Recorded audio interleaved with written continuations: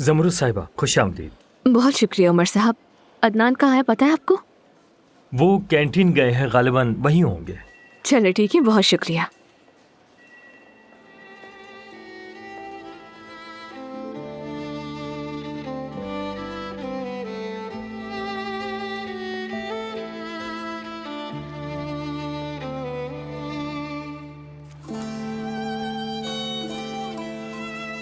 अदनान, तुम क्या कर रही हो यहाँ पर? तुम नाश्ता किए बगैर घर से निकले ना, इसलिए मैं ले आई।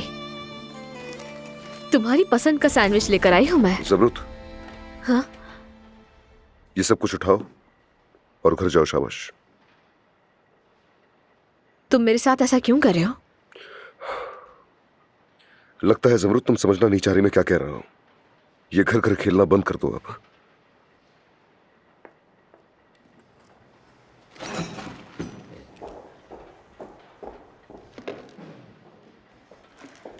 अदनान साहब, आपकी कॉफी।